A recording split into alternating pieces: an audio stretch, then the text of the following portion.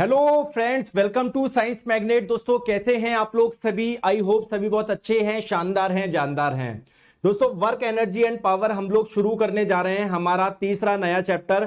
पहला हमने करा यूनिट एंड मेजरमेंट, मात्रक एवं मापन। दूसरा करा स्पीड एंड वेलोसिटी यानी चाल एवं वेग। और तीसरा हम लोग स्टार्ट करने जा रहे हैं वर्क एनर्जी एंड पावर।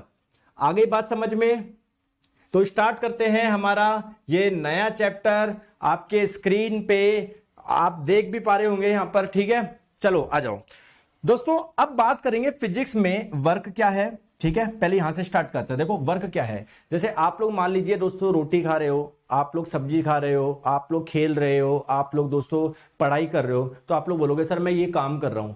लेकिन एक्चुअली में दोस्तों फिजिक्स में वर्क की एक अलग ही डेफिनेशन है, कार्य की एक अलग ही परिभाषा है। फिजिक्स में इनको वर्क माना ही नहीं जाता। इवन आप मुझे ये बताइए कि जैसे मान लो अगर आपके पास में यहां पर जैसे मान लो ये कोई एक दीवार है, आप दीवार पे कितना भी आप लोग जोर लगा लो, कितना भी दम लगा लो, मैं आपको बोलूंगा कि आपने कुछ काम ही नहीं किया। फिजिक्स में हम लोग कब बोलेंगे कि कार्य हुआ है? अगर आप लोग किसी वस्तु पे फोर्स लगा रहे हो, किसी ऑब्जेक्ट पे फोर्स लगा रहे हो, और अगर आपके फोर्स की वजह से वो डिस्प्लेस कर गई, विस्थापित कर गई, तो आप लोग बोलोगे वर्क हुआ है। अदरवाइज आप लोग बोलोगे वर्क नहीं हुआ है। आपने चाहे कितना भी फोर्स क्यों ना लगा लिया हो, अगर आपके फोर्स की वजह से वो बॉडी डिस्प्लेस हुई, विस्थापित हुई, तो मानेंगे भैया वर्क हुआ है, वरना नहीं मानेंगे। बात आई समझ में? आई क्या? आ जाओ देखो। तो बेसिकली हम लोग बिल्कुल इसकी शुरुआत से बात करते हैं। वर्क क्या है आपको पता है? मैं एक जनरली भी आप लोग स्टेटमेंट मान सकते हो कि कोई भी वर्क करने के लिए आप लोगों को एनर्जी की रिक्वायरमेंट होती है। जैसे अगर मैं बात करूं हमको कि कोई भी लिविंग को एनर्जी कहां से मिलती है? जो सर हम लोग फूड लेते हैं, जो भोजन हम लोग लेते हैं, उनसे हम लोगों को एनर्जी मिलती है। अगर बात करें सर मशीन भी तो बहुत सारा काम करती है, मशीनों को एनर्जी कहां से मिलती है? दोस्तों आपको पता है मशीन को जो एनर्जी मिलती है, कोई मशीन बिजली से चलती है, इलेक्ट्रिकल एनर्जी से चलती है। दोस्तों कोई मशीन ऐसी होती है जिसमें है ना लकड़ी जब जलती है उससे आप लोगों की चलती है। तो मशीनों जैसे आप एक चीज बताओ, जो आपकी गाड़ी, ये गाड़ी है आप लोगों का दोस्तों, जो बाइक है वो भी तो एक प्रकार की मशीन है। वो कैसे चलती है? पेट्रोल से चलती है। तो जो मशीन होती है वो कैसे चलती है दोस्तों? फ्यूल से चलती है। ठीक है, बहुत बढ़िया। आ जाओ अगेन, अगर आप लोग कुछ सोच रहे हो, खा रहे हो, पी रहे हो, दोस्तों इसको कार्य नहीं माना जाएगा। फिजिक्स में कार्य कब माना जाएगा वो मैं आप लोगों को बता चुका हूं। आप कितना भी जोर लगा लो, अगर आप लोग इस पिलर को नहीं हिला पा रहे हो, तो मैं आपको बोलूंगा कि आपके द्वारा किया गया कार्य शून्य है। क्योंकि कार्य तभी मैं मानूंगा जब आप लोगों ने किसी बॉडी पे फोर्स लगाया, और अगर वो बॉडी डिस्प्लेस हो गई तभी आप लोग बोलोगे कि यार क्या है ठीक है कि वर्क हुआ है। ठीक है, बहुत बढ़िया। तो सर वर्क मैं कब मानूं, है ना, कौन कौन सी कंडीशन में मानूं? जैसे मान लो अगर कोई बॉडी मोशन में थी और आपने फोर्स लगा के इसको रोक दिया, तो मैं आपको बोलूंगा कि यार आपने वर्क करा है दोस्तों। या फिर मान लो अगर कोई बॉडी बिल्कुल रेस्ट में थी, आपने इसको दोस्तों मूव करवा दिया, इसको मोशन में ला दिया, तो मैं बोलूंगा आपने क्या किया है? वर्क किया है। या मान लो आप कोई बॉडी थी जो 2 मीटर पर सेकेंड की वेलोसिटी से जा रही थी, आपने दोस्तों इस पे दम लगा के इसकी वेलोसिटी बढ़ा दी, 2 से 4 कर दी मान लो, तब मैं बोलूंगा कि आपने क्या किया है? वर्क किया है। बात क्लियर है क्या? समझ में आ रही है क्या बात को? बताओ। बिल्कुल। तो वर्क करने की कंडीशन क्या है मुझे ये बताओ। चलो मैं मानूंगा कब वर्क? तो पिछले मैंने 2-3 केस बताया कि अगर ऐसे 2-3 केस हो रहे हैं तो मैं मानूंगा कि वर्क हुआ है। लेकिन वर्क करने के लिए चाहिए क्या? चाहिए क्या दोस्तों? आप लोग ध्यान रखिएगा, आप लोगों को अगर वर्क करना है तो फोर्स लगाना पड़ेगा ना। आप चुपचाप बैठे हो तो वर्क कैसे हो जाएगा? तो वर्क अगर वर्क करना है तो आपको फोर्स लगाना पड़ेगा। Force should be applied, force should be applied, पहली कंडीशन। दूसरी इंपॉर्टेंट चीज, आपने फोर्स लगा दिया। मान लो आपने किस पे फोर्स लगा दिया? एक दीवार पे फोर्स लगा दिया, लेकिन ये दीवार वहीं की वहीं है, डिस्प्लेस नहीं कर रही, तब भी मैं बोलूंगा कि वर्क नहीं हुआ है। तो कंडीशन क्या है? फोर्स लगाओ, और दूसरी बात, जो आपने फोर्स लगाया उसकी वजह से उसमें कुछ डिस्प्लेसमेंट हो, उसमें कुछ विस्थापन हो, अगर ऐसा हो रहा है तब मैं बोलूंगा वर्क हुआ है, कार्य हुआ है। सही बात है क्या? बोलो हाँ या ना, बताओ। बोलो। बिल्कुल सर, थोड़ा सा और समझते हैं। देखो यहां पर ये टेबल है, टेबल पे एक आपका कोई वस्तु रखा था, कोई ब्लॉक रखा था। ये क्या थी दोस्तों? इसकी इनिशियल पोजीशन थी।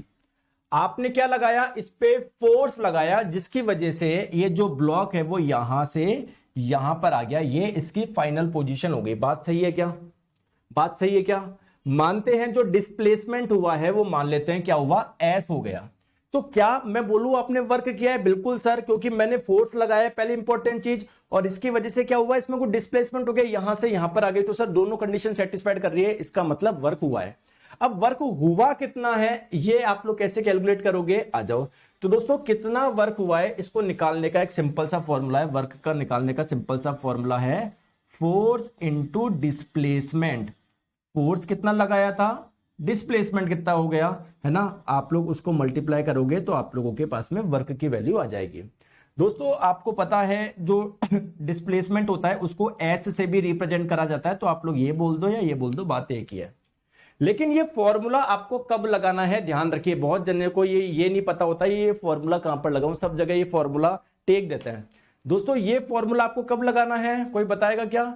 ये फॉर्मूला आपको तभी लगाना है जब आपने जिस डायरेक्शन में फोर्स लगाया, अगर उसी डायरेक्शन में डिस्प्लेसमेंट हो रहा है तभी ये फॉर्मूला लगाओगे। कहां पता पड़े आप लोगों, मान लो इसको एक रस्सी से खींच रहे थे, मतलब फोर्स लगा रहे थे इस डायरेक्शन में और ये बॉडी ऐसे जा रही थी, डिस्प्लेसमेंट की डायरेक्शन थी ये वाली। तो आप अब ये दोनों एक डायरेक्शन नहीं है ना, ये वाली डायरेक्शन है, ये वाली डायरेक्शन है, इनके बीच में कुछ एंगल है ना, तो ये वाला फॉर्मूला आप लोग नहीं लगा सकते। ये वाला फॉर्मूला कब लगा सकते हो? जब फोर्स और डिस्प्लेसमेंट एक ही डायरेक्शन में। वो बात क्लियर है क्या? तो वर्क का फॉर्मूला आ जाएगा फोर्स इंटू डिस्प्लेसमेंट।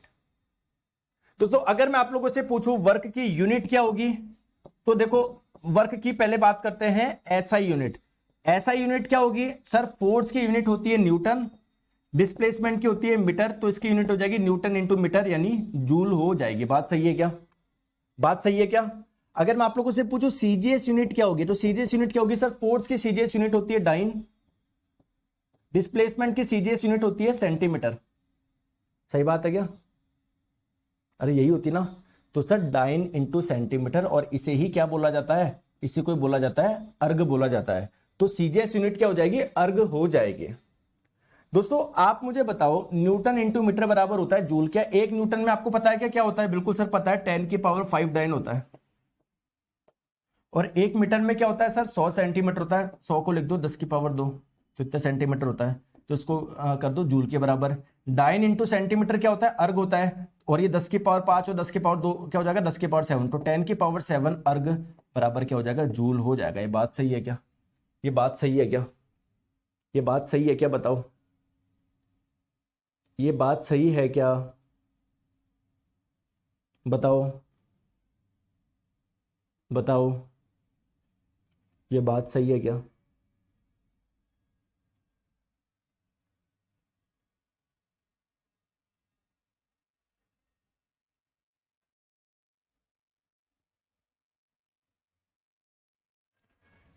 दोस्तों वर्क, ध्यान रखो, वर्क क्या है? एक स्केलर क्वांटिटी है। जैसे वर्क एक प्रकार की एनर्जी तो है। आपने वर्क किया इसका मतलब आपने एनर्जी दी। तो कई भाई बोलते, जैसे मैं आपको बोलूं आप पे कितनी एनर्जी, आप बोल दोगे 100 जूल 200 जूल, ये थोड़ी बताओगे 100 जूल उस दिशा में या 100 जूल इस दिशा में। तो वर्क आप लोग ध्यान रखिएगा एक स्केलर क्वांटिटी, एक अदिश राशि। ठीक है, आ जाओ। ठीक है, तो न्यूटन मीटर इसकी हो जाएगी यूनिट, इसे आप लोग जूल भी बोल सकते हो। ठीक है, इस है ना। तो इसका मतलब बेसिकली क्या हो गया? जैसे मान लो ये कोई बॉडी थी, है ना। देखो ऐसे समझो, ये बॉडी थी, आपने मान लो इस पे फोर्स लगाया 1 न्यूटन का, 1 न्यूटन का, और मान लो ये यहां से यहां पर आ गई, कितना चल गई? 1 मीटर। और किस दिशा में? इस दिशा में चली है। तो वर्क का फॉर्मूला होता है फोर्स इंटू डिस्प्लेसमेंट। फोर्स था 1 न्यूटन का लगाया, डिस्प्लेसमेंट 1 मीटर से हो गई, तो 1 इंटू 1 1, और वर्क की यूनिट क्या होती है? जूल। यानी अगर कोई 1 न्यूटन का फोर्स लगा के अगर किसी वस्तु को आप 1 मीटर से विस्थापित कर रहे हो तो किया गया कार्य कितना होगा? 1 जूल होगा। ये बात समझ में आ गई क्या? ये बात समझ में आ गई क्या? बोलो, ये बात समझ में आ गई क्या? आ गई बात समझ में? बिल्कुल सर आ गई। चलो आगे चलते हैं नेक्स्ट पे। अब ये जो आप काम कर रहे हो वो 2 चीजों पे डिपेंड कर रहा है। एक तो मैग्नीट्यूड ऑफ फोर्स। देखो वर्क क्या होता है? Force into displacement. तो अगर फोर्स आपने ज्यादा लगाया है यानी काम आपने ज्यादा किया है तो एक तो फोर्स पे डिपेंड कर रहा है। चलिए दूसरी बात करते हैं दोस्तों, डिस्प्लेसमेंट। मतलब आपने फोर्स लगाया और उसकी वजह से अगर डिस्प्लेसमेंट बहुत ज्यादा हो गया, डिस्प्लेसमेंट बहुत ज्यादा हो गया, इसका मतलब यार वर्क बहुत ज्यादा करा है सर आपने। अगर डिस्प्लेसमेंट बहुत कम हुआ है इसका मतलब वर्क बहुत कम किया है। क्लियर है? तो दो चीजों पे ये आप लोगों का डिपेंड कर रहा है। आ जाओ, अब क्वेश्चन ये आता है कि सर उस वाले केस के बारे में बताइए जब फोर्स और डिस्प्लेसमेंट एक डायरेक्शन में ना हो। जैसे एक एग्जांपल समझते हैं, जैसे यहां पर मानो यहां पर कुछ ये जानते हो आप इसको क्या बोलते हैं? जैसे आपने देखा होगा समुद्र के किनारे क्या, जैसे मान लो कोई बोट वगैरह होती ना, तो रात को जब खड़े करते हैं ना किनारे पे, तो वो क्या डाल देते हैं, रस्सी होती है उनके पास में, रस्सी के एंड पे ये होता है, वो यहां पर डाल देते हैं जिससे मान लो आपकी नाव बहे नहीं, अब वो इससे अटक के रह जाएगी। इसको क्या बोलते हैं बताओ? है ना, इसको क्या बोलते हैं? लोहे का लग्गा, क्या बोलते हैं इसको? तो जैसे मान लो ये लोहे का कुछ रखा हुआ है, आप इस पे क्या कर रहे हो, इस पे रस्सी बांध के आप इसको खींच रहे हो, ऐसे खींच रहे हो, ऐसे खींच रहे हो, तो बेसिकली आप जो फोर्स लगा रहे हो वो इस डायरेक्शन में लगा रहे हो, और इससे ये ना रगड़ रगड़ के इस साइड आ रहा है, ऐसे आ रहा है।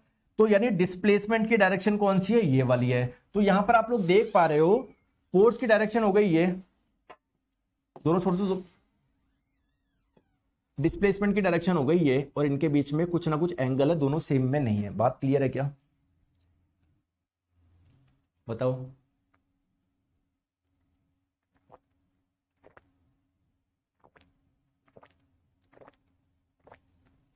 बोलो, बात क्लियर है क्या? बोलो, क्लियर है क्या?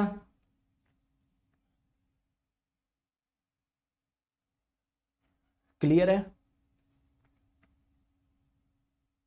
हो, अरे क्लियर है या नहीं है? है ना? तो यहां पर दोनों की सेम नहीं है, कुछ एंगल है। तो दोस्तों जब भी आप लोगों का बीच में कुछ एंगल हो तो वर्क निकालने का फॉर्मूला आप लोग यूज करेंगे ये, सीधा फोर्स इंटू डिस्प्लेसमेंट नहीं करेंगे, क्या करेंगे? Force into displacement into cos theta. अब आप मुझे एक छोटी सी बात बताओ, जब आपने जिस डायरेक्शन में फोर्स लगाया अगर डिस्प्लेसमेंट भी उसी डायरेक्शन में हो रहा है तो दोनों के बीच में एंगल कितना हो गया? थीटा की वैल्यू 0 हो गई। जब थीटा की वैल्यू 0 रखोगे कॉस 0 कितना होता है? 1। तो बेसिकली वही तो फॉर्मूला आ गया वर्क का, फोर्स इंटू डिस्प्लेसमेंट। बताओ, अरे वही तो आ गया वर्क का फॉर्मूला। बोलो हाँ या ना, अरे बोलो हाँ या ना, बोलो हाँ या ना, बोलो हाँ या ना। वो आया या नहीं आया? आया या नहीं आया? आ गया ना? आया या नहीं आया? आ गया, बिल्कुल सही बात है। अब दोस्तों आपने मैथ्स में पढ़ा होगा कॉस थीटा की वैल्यू पॉजिटिव भी हो सकती है, नेगेटिव भी हो सकती है, जीरो भी हो सकती है। ठीक है ना, पॉजिटिव भी, नेगेटिव भी, जीरो भी। इसका मतलब तो सर वर्क की वैल्यू भी क्या होती है? पॉजिटिव भी हो सकती है, जीरो हो सकती है, नेगेटिव हो सकती है। कैसे होगी? सारे एक तीनों के केस हम लोग समझेंगे। चलो आ जाओ, चलो एग्जाम्पल हम लोग समझते हैं। पॉजिटिव, नेगेटिव, जीरो तीनों प्रकार के वर्क हो सकते हैं। आ जाओ देखो, पहले पॉजिटिव की बात करते हैं। दोस्तों आपको पता है थीटा की वैल्यू 0 से एग्जैक्ट 90 डिग्री पे तो क्या होते हैं? कॉस 90 की वैल्यू होती है 0। जैसे एक एग्जांपल से समझते हैं, सब छोड़ो ना यार, आप देखो इधर आओ। जैसे मान लीजिए ये एक सरफेस है, ये एक सरफेस है, क्लियर? इस सरफेस पे क्या रखा हुआ है? कोई एक ऑब्जेक्ट रखा हुआ है, कोई वस्तु रखी गई है। क्लियर है? कोई डाउट तो नहीं है इसमें? कोई डाउट है क्या? नहीं सर कोई डाउट नहीं है। देखो मान लीजिए मैं क्या बोलूं कि 10 किलोग्राम की वस्तु है, आपने इस पे कोई फोर्स लगाया, कितना? 100 न्यूटन का आपने फोर्स लगाया, और आपके फोर्स लगाने की वजह से ये बॉडी क्या हो गई? यहां से यहां पर आ गई। ठीक है, इसका कुछ डिस्प्लेसमेंट हो गया, इसका कुछ विस्थापन हो गया। कितना हो गया? मान लो 3 मीटर हो गया, 3 मीटर हो गया। क्लियर है क्या? क्लियर है क्या? मान लो, कोई दिक्कत हो रही है किसी को? डिस्प्लेसमेंट की डायरेक्शन कौन सी? बिल्कुल साफ ही देख रहे हो, यहां से जब यहां पर गया तो ऑब्वियसली ये वाली डायरेक्शन है। ठीक है, आपको पता है किसी सरफेस और किसी बॉडी के बीच में कोई फोर्स होता है जिसे बोलते हैं फ्रिक्शन फोर्स, जो उसकी गति को कम करने की कोशिश करता है। तो यहां पर हम लोग फ्रिक्शन फोर्स मान लेते हैं कि जो फ्रिक्शन फोर्स लग रहा था ना, फ्रिक्शन फोर्स, घर्षण बल, वो कितना लग रहा था? मान लो सर 2 न्यूटन लग रहा था। क्लियर है? क्लियर है, ठीक है। दोस्तों हर बॉडी का कोई ना कोई वेट भी होता है, तो इसका जो भार है, इसका जो वेट है, इसका जो भार है वो कितना मान लो आप लोग, भार कितना मान लो, m इंटू जी, आपने पढ़ा होगा, जानते होंगे। तो 10 इंटू जी की वैल्यू 10 मान लो, तो इसकी वेट कितना हो गया, 100 न्यूटन हो गया। क्लियर है क्या? क्लियर। तो मैं आपसे 3 क्वेश्चन पूछ रहा हूं, आंसर आप लोग बताइएगा। पहला क्वेश्चन मेरा, जो आपने 100 न्यूटन लगाया ना, 100 न्यूटन के द्वारा कितना कार्य किया गया, 100 न्यूटन के द्वारा किया गया कार्य, ये पहला क्वेश्चन है मेरा। बताओ सेकंड क्वेश्चन है मेरा कि फ्रिक्शन फोर्स के द्वारा, घर्षण बल के द्वारा, है ना, घर्षण के द्वारा, फ्रिक्शन फोर्स के द्वारा, जिसकी वैल्यू दी गई है 2 न्यूटन, इसके द्वारा कितना कार्य हुआ। और तीसरा केस मैं आप लोगों से पूछ रहा हूं, जो इसका वेट है ना, जो इसका भार है, उसके द्वारा कितना कार्य हुआ। देखो कैसे अप्लाई करना है, ध्यान से आप लोग समझिए। सिंपल सा फॉर्मूला आप लोग लिखेंगे। फॉर्मूला क्या है वर्क का, force into displacement into cos theta. कौन से फोर्स की वजह से आप लोग निकालने जा रहे हो, 100 न्यूटन की वजह से, तो 100 आएगा। इस बॉडी का डिस्प्लेसमेंट कितना हुआ, 3 मीटर आया।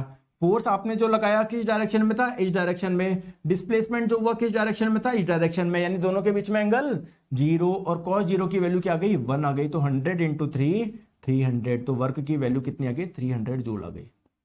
बात क्लियर है क्या? आ गई क्या? आ गई क्या? ठीक है। चलिए सेकंड हम लोग बात करते हैं, फ्रिक्शन फोर्स के द्वारा कितना काम होगा। वर्क का फॉर्मूला क्या होता है, force into displacement into cos theta. कितना फोर्स लगाया, फ्रिक्शन फोर्स कितना लगाया, 2 न्यूटन का लगाया। इसका डिस्प्लेसमेंट कितना हुआ, 3 मीटर हुआ। आप बताओ, अब फोर्स किसकी वजह से आप लोग निकाल रहे हो, फ्रिक्शन फोर्स की वजह से, जिसकी डायरेक्शन ये है, डिस्प्लेसमेंट की डायरेक्शन है ये। इनके बीच में एंगल कितना है, 180, और कॉस 180 का मान होता है -1। तो आंसर कितना आ गया आप लोगों का, -6 जूल आ गया। आया या नहीं आया बताओ, आया या नहीं आया बताओ, आया या नहीं आया बताओ, आया या नहीं आया बताओ, बताओ आया या नहीं आया। चलो भार के द्वारा कितना काम होगा, देखो वर्क का फॉर्मूला क्या होता है, force into displacement into cos theta. Clear है क्या? भार ये वाला फोर्स कितना है, 100 न्यूटन है। डिस्प्लेसमेंट कितना हुआ था इसका, 3 मीटर हुआ था। एंगल बताओ, जिस फोर्स के द्वारा आप लोग निकालने जा रहे हो वर्क, उसकी डायरेक्शन कौन सी है, ये। डिस्प्लेसमेंट की डायरेक्शन कौन सी है, ये। एंगल कितना है, 90। कॉस 90 की वैल्यू 0, तो 100 गुना 3 0, 0 काम हुआ इसके द्वारा। तो देखो तीनों के एग्जाम्पल मैंने बता दिया, पॉजिटिव 300 जूल, नेगेटिव 65 जूल, और आप लोगों का बार के द्वारा जो हुआ वो 0। अब मुझे कॉमन सेंस बताओगे क्या कि इसको फील कर पा रहे हो, ये नेगेटिव का मतलब क्या है। दोस्तों नेगेटिव का मतलब क्या है, नेगेटिव का मतलब क्या है, नेगेटिव का मतलब ये है कि आपके, ये सॉरी नेगेटिव -6 जूल का मतलब क्या है, माइनस का मतलब क्या है कि दोस्तों आपने इतना एक्स्ट्रा वर्क करा है। भाई अगर ये फ्रिक्शन नहीं होता ना, तो आप इजीली इसको ले आते, हो सकता है आपको कम लगाना पड़ता, वर्क कम करना पड़ता, लेकिन इसकी वजह से आपका 6 जूल का वर्क खराब हो गया, या ये 6 जूल का वर्क खा रहा है। ठीक है दोस्तों, ये 0 जूल का मतलब क्या है, आप मुझे ये बताओ। हम लोग क्या बोलते हैं, किसी फोर्स के द्वारा वर्क हुआ है नहीं हुआ, कैसे चेक करते हैं कि अगर उस फोर्स की वजह से बॉडी डिस्प्लेस कर रही है नहीं कर रही। दोस्तों ये जो बॉडी डिस्प्लेस कर रही है वो क्या कर रही है, इधर कर रही है। ये वाला फोर्स कहां पर है, यहां पर है।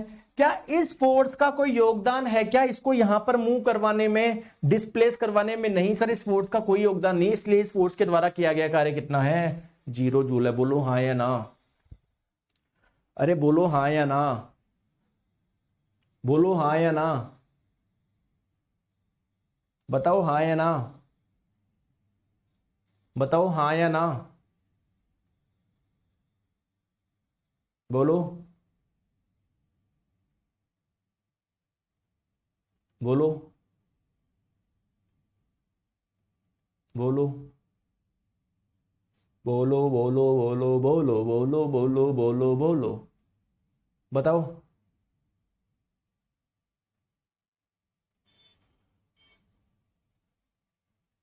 आई बात समझ में दोस्तों? क्या इस फ्रिक्शन फोर्स जो लग रहा है इधर, बॉडी कर रही है डिस्प्लेस इधर, क्या इस फोर्स का कोई योगदान है कि इसको वहां मूव कराने में? अरे सर कुछ नहीं है, तो रोक हो रहा है, उधर जाने से रोक हो रहा है, इसलिए इसकी वजह से जो वर्क आया ना वो माइनस में आया। समझ में आ गई बात को?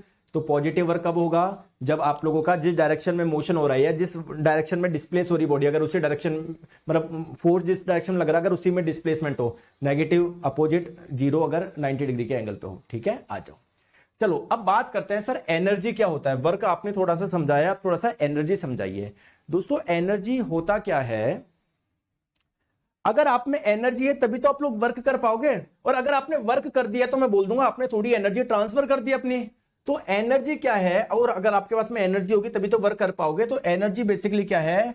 The capacity of doing work, कार्य करने की क्षमता को ही आप लोग क्या बोलेंगे? एनर्जी। यानी अगर किसी बॉडी में एनर्जी है तो आप लोग बोलोगे यार बहुत सारा काम कर सकती है सर ये। क्लियर है क्या? चलिए, जैसे अगर मैं आपको बोलूं एनर्जी, सबसे ज्यादा एनर्जी किसके पास है? सर सन जो है ना वो बिगेस्ट सोर्स है या लार्जेस्ट सोर्स है सर एनर्जी का, इससे ज्यादा एनर्जी किसी के पास में है ही नहीं। समझ में आ गई क्या बात को? अब एक चीज ध्यान रखो,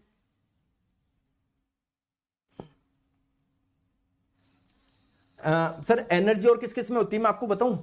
जो एटम होता है ना, एटम, एटम के अंदर होता है न्यूक्लियस, उसमें भी थोड़ी बहुत एनर्जी होती है। जो हमारी अर्थ है पृथ्वी, उसके इंटीरियर में भी क्या होती है? एनर्जी होती है। दोस्तों जो टाइड्स होती है, जो समुद्र की जो लहरें होती है, उसमें भी एनर्जी होती है। तो एनर्जी यार बहुत चीजों में होती है। आपको लगता होगा एनर्जी केवल 2-4 चीजों में ही है, नहीं। चलो आ जाओ, अब बात करते हैं सर ये एनर्जी के बारे में कुछ बताओ। देखो अगर किसी के पास में कुछ एनर्जी है, मान लो 100 जूल है, तो आप लोग बोलोगे सर ये 100 जूल का वर्क कर सकता है। सही बात है क्या? अगर कोई एनर्जी है ही नहीं तो वर्क कर ही नहीं सकता। सिंपल। और दूसरी बात क्या है? अगर मान लो मैं हूं, मेरे पास में एनर्जी है, अगर मैं वर्क कर रहा हूं तो मेरी एनर्जी खत्म होगी। और जिस पे मैं वर्क कर रहा हूं, मान लो किसी बॉडी पे कर रहा हूं, उसको मूव करवा रहा हूं, तो उसकी एनर्जी बढ़ेगी। तो अगर वर्किंग बॉडी लॉसेस एनर्जी, जो बॉडी वर्क कर रही है ना, वो तो उसकी तो एनर्जी कम होगी, और जिस पे वर्क हो रहा है उसकी एनर्जी क्या होगी? बढ़ेगी। क्या बात है सर, क्या बात है। दोस्तों वर्क, एनर्जी, ये सब क्या है? एक स्केलर क्वांटिटी है। ठीक है, स्केलर क्वांटिटी का मतलब क्या है? इनमें इनको रिप्रेजेंट करने के लिए मैग्नीट्यूड चाहिए, डायरेक्शन नहीं चाहिए। क्लियर है? मैंने आपको पहले भी बताया था स्केलर क्वांटिटी कौन कौन सी है, वहां पर मैंने आपको वर्क के बारे में बताया था, एनर्जी के बारे में बताया था, अगर आपको याद हो तो। ठीक है, आ जाओ। चलिए नेक्स्ट बात करते हैं सर इसके यूनिट क्या होगी। इसकी भी यूनिट क्या होगी? जूल ही होगी। मैं आपको एक छोटी सी चीज और बता दूं, जैसे एक चीज ध्यान रखना, जैसे मान लो ये कोई वस्तु थी जिसका द्रव्यमान था 1 किलोग्राम, आपने इस पे कोई फोर्स लगाया, कितने का? 1 न्यूटन का। तो मैं बोलूं वर्क कितना हुआ है? आप लोग बोलोगे वर्क होता है फोर्स इंटू डिस्प्लेसमेंट। फोर्स लगाया 1 न्यूटन, डिस्प्लेसमेंट मान लो ये 1 मीटर से डिस्प्लेस कर गई, तो 1 न्यूटन इंटू 1 मीटर, तो 1 इंटू 1, और न्यूटन इंटू मीटर जूल। ठीक है, मैं आपको ये बोल रहा हूं कि क्या जूल को कुछ और भी लिख सकते हैं क्या अपन? देखो न्यूटन क्या होता है? फोर्स की यूनिट होती है। फोर्स क्या होता है? Mass into acceleration. और तो आपको ध्यान हो तो किलोग्राम इंटू मीटर पर सेकंड स्क्वायर, कोई तो आपने न्यूटन बोला था, तो किलोग्राम इंटू मीटर पर सेकंड स्क्वायर बट्टे मीटर, यानी कितना आ गया? किलोग्राम इंटू मीटर स्क्वायर बट्टे सेकंड स्क्वायर। दोस्तों क्या ये जूल के बराबर है क्या? क्या ये जूल के बराबर है क्या? तो कई बार अगर आपको जूल को किलोग्राम मीटर सेकंड के टर्म में पूछे तो आप लोग ये ध्यान रखिएगा। ये आगे क्या है इस पे ध्यान मत दो, क्योंकि अभी आपको प्रेशर वगैरह ये नहीं पता, बस ये ध्यान रखो किलोग्राम इंटू मीटर स्क्वायर बटे सेकंड स्क्वायर क्या है? न्यूटन के बराबर, सॉरी जूल के बराबर आप लोगों का होगा। चलो आ जाओ। चलो सर यूनिट की, अब एनर्जी की बड़ी यूनिट क्या माने? जूल, किलो जूल है ना, तो किलो जूल आपकी बड़ी यूनिट हो जाएगी। 1 किलो जूल का मतलब 1000 जूल, ये आपको सभी को पता है। ठीक है दोस्तों, अब क्या होता है जैसे किसी बॉडी में बोलते हैं ना इसमें बहुत हीट है, आपने किसी को गर्म करा, बहुत ज्यादा हीट दी, हीट भी एक प्रकार की एनर्जी है। तो ध्यान रखिएगा दोस्तों, हीट, स्पेशली हीट के लिए हम लोग क्या करते हैं, एक अलग यूनिट यूज करते हैं जिसका नाम है कैलोरी। ठीक है, तो अगर आप लोगों से पूछा जाए कि कैलोरी और जूल में क्या संबंध है, ध्यान रखो, एक कैलोरी में 4.18 इतने जूल होते हैं, 4.18 जूल होता है। क्लियर है क्या? 4.18 जूल होता है। या मैं आपको बोलूं 1 किलो कैलोरी में क्या हो जाएगा? 4.18 किलो जूल हो जाएगा। सिंपल सी बात है। ठीक है, आ जाओ। तो ये सारी उसके बराबर है, 1 कैलोरी बराबर 4.18 जूल। तो 1 जूल में कितनी कैलोरी हो जाएगी? 0.24 कैलोरी आपकी हो जाएगी। समझ में आ गई बात को? आ गई समझ में? ठीक है। ये किलोवाट आवर जो होती है ना, कॉमर्शियल यूनिट होती है, हम इलेक्ट्रिसिटी में पढ़ेंगे इसको डिटेल में, इसको भी ध्यान मत दो, यूनिट वगैरह है ना, अभी इलेक्ट्रिसिटी में पढ़ेंगे। आ जाओ। अब सर एनर्जी के आप मुझे बताओ कौन कौन से फॉर्म होते हैं? एनर्जी दोस्तों अलग अलग टाइप की होती है, जैसे kinetic energy. Sir kinetic energy किसको बोलोगे? अगर कोई बॉडी मोशन कर रही है, गति कर रही है, यानी उसके पास में एनर्जी है तभी तो गति कर रही है। तो अगर कोई बॉडी गति कर रही है तो उसके पास में जो एनर्जी होती है उसको बोलते हैं गतिज ऊर्जा, काइनेटिक एनर्जी। दोस्तों एक होता है पोटेंशियल एनर्जी, स्थितिज ऊर्जा। किसी बॉडी की पोजीशन की वजह से उसमें जो एनर्जी होती है ना उसको बोलते हैं पोटेंशियल एनर्जी, यानी स्थितिज ऊर्जा। जैसे आप मुझे बताओ, ये कोई पत्थर है, कोई पत्थर आप लोग कहीं पर गिराओ, जैसे मान लो ये मिट्टी है, मिट्टी पे यहां से पत्थर गिराओ तो मिट्टी में खड्डा नहीं होगा। लेकिन उसी पत्थर को जब आप लोग बहुत हाइट से जाके गिराओगे ना तो इसमें मिट्टी में क्या हो जाएगा? खड्डा हो जाएगा। यानी इस पत्थर के पास में जब ऊंचाई पे था ना, जब इसके पास में एनर्जी थी, तो इसकी देखो इस पोजीशन पे लेके गए तो यहां पर एनर्जी थी। तो किसी की पोजीशन की वजह से उसमें जो एनर्जी होती है उसको बोलते हैं पोटेंशियल एनर्जी। वैसे heat energy, chemical energy, electrical energy, light energy, sound energy, nuclear energy, बहुत अलग अलग टाइप की एनर्जी होती है। हमको जो पढ़ना है वो 2 टाइप की एनर्जी पढ़नी है, काइनेटिक एनर्जी और पोटेंशियल एनर्जी। क्लियर है? इन 2 एनर्जी के बारे में हम लोगों को पढ़ना है। चलिए हेडिंग आप लोग डाल दीजिए काइनेटिक एनर्जी। क्या है काइनेटिक एनर्जी? दोस्तों अगर कोई बॉडी मोशन कर रही है, इसका मतलब क्या है? इसका मतलब सर ये है उसके पास में एनर्जी है, इसके पास में ऊर्जा है। क्या बात है ना? तो मैं आपको बोलूं अगर कोई पिंड गति कर रहा है तो उसके पास में जरूर एनर्जी है। तो गति के कारण जो एनर्जी है ना, तो उससे आप लोग क्या बोलोगे? गतिज ऊर्जा बोलोगे। सर एग्जांपल बताओ, जैसे भाई ये गेंद आपकी, जैसे किसी ने क्रिकेटर ने शॉट मारा, बॉल जा रही है, गति कर रही है ना, यानी उसके पास में गतिज ऊर्जा है। दोस्तों पानी आपका बह रहा है, पानी बह रहा है यानी गति कर रहा है, यानी उसके पास में कौन सी एनर्जी है? काइनेटिक एनर्जी है। ठीक है, और एग्जांपल बताओ। दोस्तों एक बुलेट को जब आप लोग फायर करते हो, जब एक बुलेट को आप लोग फायर करते हो ना, अरे फायर करो, जब एक बुलेट को आप लोग फायर करते हो तो बुलेट मूव कर रही है ना, मोशन कर रही है, यानी इसके पास में कौन सी एनर्जी है? काइनेटिक एनर्जी है। दोस्तों हवा बह रही है, या कार चल रही है, या मान लो एक कोई रोल कर रहा है, तो ये भी क्या है? आपकी काइनेटिक एनर्जी के एग्जाम्पल है। क्लियर है क्या? अब सर काइनेटिक एनर्जी का फॉर्मूला तो बताओ। बहुत सिंपल फॉर्मूला है, बहुत सिंपल फॉर्मूला है। अगर कोई m मास की कोई बॉडी है, अगर ये v वेलोसिटी से जा रही है तो इसकी काइनेटिक एनर्जी कैसे निकालोगे? सिंपल सा फॉर्मूला है, हाफ mv²। क्लियर है क्या? क्लियर है? क्लियर है?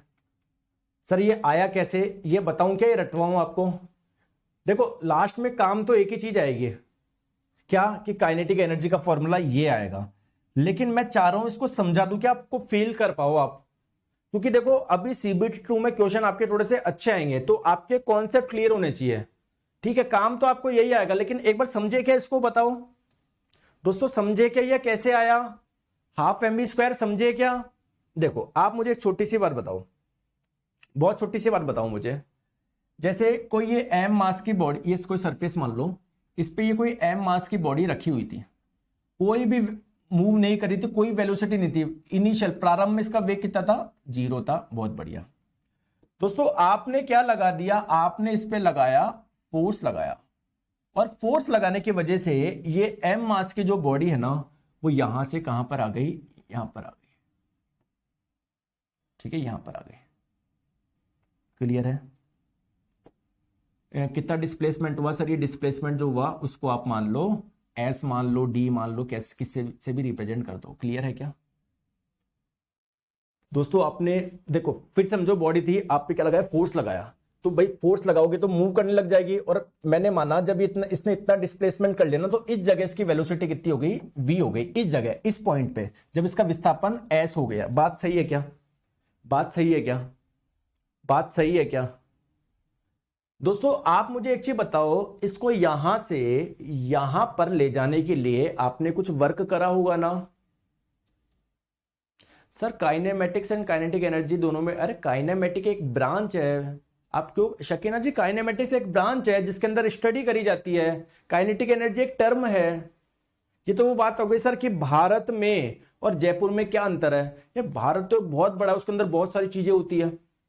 उसके अंदर दोस्तों नदियां भी है, पर्वत भी है, राज्य भी है, शहर भी है। समझ में आ रहे हो? क्लियर? क्लियर? आ जाओ। अब देखो मेरी बात को ध्यान से समझो प्लीज, है ना, ध्यान से देखो दोस्तों। आप मुझे बताओ, शकीना जी बताइए, जब आपने इस पे फोर्स लगाया और ये अगर इसमें कोई डिस्प्लेसमेंट हो गया तो आपने कुछ वर्क करा है ना। मैं आपको बोल रहा हूं इसको यहां से यहां पर ले जाने के लिए आपने वर्क कितना करा? तो सर वर्क का फॉर्मूला अभी अभी आपने बताया है, फोर्स इंटू डिस्प्लेसमेंट। अगर जिस डायरेक्शन में आप फोर्स लगा रहे हो, अगर उसी डायरेक्शन में डिस्प्लेसमेंट हो रहा है तो आप लोगों को पता है वर्क का फॉर्मूला ये होता है।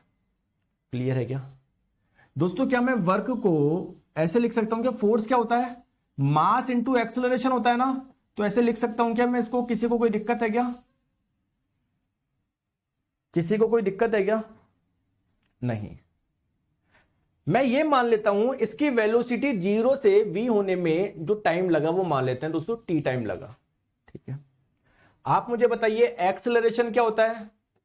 Change in velocity upon time. कितना चेंज आया वेलोसिटी में? सर 0 से कैपिटल V हो गई। कितना चेंज आ गया? V का चेंज आ गया। कितने टाइम में आया? t टाइम में आ गया। तो इसको क्या मैं ऐसे लिख सकता हूं? क्या लिख सकता हूं? क्या mass into velocity upon time into displacement, ऐसा लिख सकता हूं क्या? किसी को कोई दिक्कत ना हो तो बताओ, लिख सकता हूं क्या? अब आप मुझे बताइए, क्या मैं यहां से यहां तक अगर मैं इक्वेशन ऑफ मोशन लगाऊं, सेकेंड इक्वेशन ऑफ मोशन लगाऊं, तो क्या हो जाएगा आप लोगों का? ut plus half at square लगा दूं क्या? तो जब बॉडी यहां से यहां पर आई, ये डिस्प्लेसमेंट को कितना हुआ? s हुआ है। ठीक है, इनिशियल वेलोसिटी थी 0। ठीक है, तो 1/2 इंटू ए, एक्सेलरेशन को भी आप लिख दो इधर, v/t लिख दो into T square.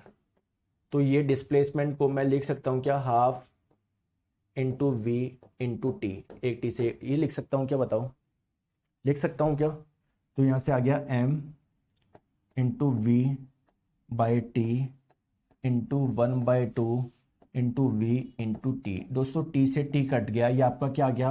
1/2 m v square. आ गया क्या? आ गया क्या? मैंने आपको क्या बोला? मैंने कुछ भी नहीं बोला दोस्तों। जब इस बॉडी को यहां से यहां पर लेकर गए तो कितना वर्क करा आपने? कितना कार्य करा? कितना वर्क करा? सर मैंने तो इतना वर्क करा है। तो दोस्तों यही इसलिए इसके पास में यार वर्क करा। वर्क एक प्रकार की एनर्जी ने अपनी इतनी एनर्जी दी। तो मैं बोल रहा हूं ना कि यार अगर कोई एम मास की बॉडी जिसकी वेलोसिटी v है, उसकी काइनेटिक एनर्जी होती है हाफ mv स्क्वायर है। ये आई कहां से एनर्जी? क्योंकि आपने इतना वर्क करा है, इसलिए जाके ये एनर्जी मिली उसको। बोलो हाँ या ना। अगर आप फोर्स नहीं लगाते हैं, कुछ वर्क नहीं करते, तो ये आप आती है इसके पास में? तो बस आप सीधे ध्यान रख लेना, तो एम मास की कोई बॉडी v वेलोसिटी से मूव कर रही है तो उसकी काइनेटिक एनर्जी ये होगी हाफ mv स्क्वायर। आगे बात समझ में? रटने की जरूरत पड़ेगी क्या? चलो एक क्वेश्चन बता दो, बता दो जल्दी से, बताओ। 15 किलोग्राम द्रव्यमान की वस्तु 4 मीटर पर सेकंड के एक समान वेग से गतिमान है। एक समान वेग का मतलब है कांस्टेंट वेलोसिटी, बार बार चेंज नहीं हो रहा, फिक्स चल रही है चुपचाप 4 मीटर पर सेकंड से। पर अगर चल रही है तो जरूर एनर्जी होगी। तो बताओ इसके पास में इसका कितनी एनर्जी है? लगाओ, हाफ mv स्क्वायर लगाओ, क्या दिक्कत है? तो 1/2 m की वैल्यू कितनी हो गई? 15, 4 का स्क्वायर 16, तो 16/2 8। 15 इंटू 8 कितना होता है? देखो कैसे सॉल्व करोगे, गणित में पढ़ा होगा। 8 को 10 में से -2 कर दो, तो ये 150 माइनस 30 यानी 120 हो गया। बताओ, ठीक है। तो इसका मैंने सॉल्यूशन डाल भी दिया इधर, 120 जूल हो जाएगा। ठीक है दोस्तों, क्या काइनेटिक एनर्जी और मोमेंटम में कोई रिलेशन है क्या? बिल्कुल। देखो m मास की बॉडी अगर v वेलोसिटी से मूव कर रही है तो उसका मोमेंटम कितना होगा? मोमेंटम को पीछे रिप्रेजेंट करते हैं mass into velocity. Kinetic energy कितनी हो जाएगी? Half mv square. ठीक है, अब आप एक काम करो, m से गुना करो, m से भाग लगाओ, तो ये क्या बन जाएगा? m स्क्वायर v स्क्वायर, नीचे क्या आ जाएगा? 2m आ जाएगा। अब m स्क्वायर v स्क्वायर क्या है भाई? मोमेंटम बराबर होता है मास इंटू वेलोसिटी। मोमेंटम का स्क्वायर करोगे क्या हो जाएगा? m square v square. तो ये कितना हो जाएगा आप लोगों का? मोमेंटम का स्क्वायर बाय 2m, यानी काइनेटिक एनर्जी किसके बराबर आएगी? मोमेंटम का स्क्वायर बाय 2m। ऐसे करके भी आप लोग काइनेटिक एनर्जी निकाल सकते हो। ठीक है, तो मैं यहां पर लिख दूं काइनेटिक एनर्जी जो होगी किसी भी बॉडी की, वो क्या हो जाएगी? उसके मोमेंटम का स्क्वायर बाय 2m। अब दोस्तों आज जो पढ़ाया उस पे क्वेश्चंस की प्रैक्टिस कर ले, क्या क्वेश्चंस की प्रैक्टिस कर ले? आज जो हमने पढ़ा उस पे क्वेश्चंस की प्रैक्टिस कर ले। आज प्रैक्टिस करेंगे, नेक्स्ट क्लास में इसके प्रीवियस ईयर क्वेश्चंस करेंगे, ठीक है? आ जाओ, चलो इसका आंसर बताओ, प्रैक्टिस क्वेश्चन है, बताओ।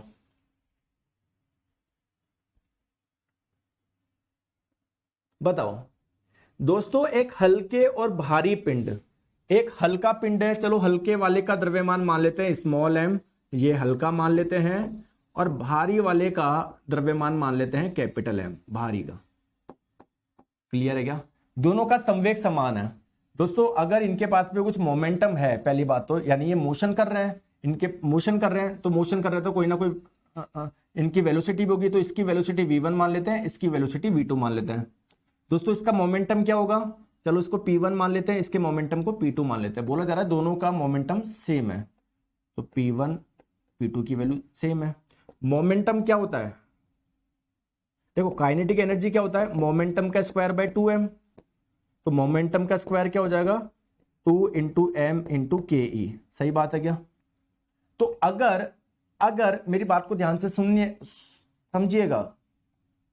समझिएगा मैं क्या बोलना चाह रहा हूं, समझिएगा दोस्तों। अगर दोनों के मोमेंटम सेम है तो दोनों के मोमेंटम के स्क्वायर भी तो सेम होंगे।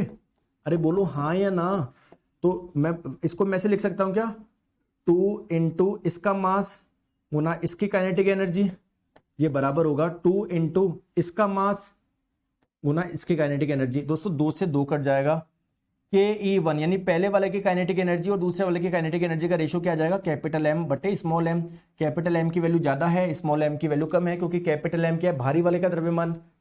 तो काइनेटिक एनर्जी ज्यादा किसकी होगी?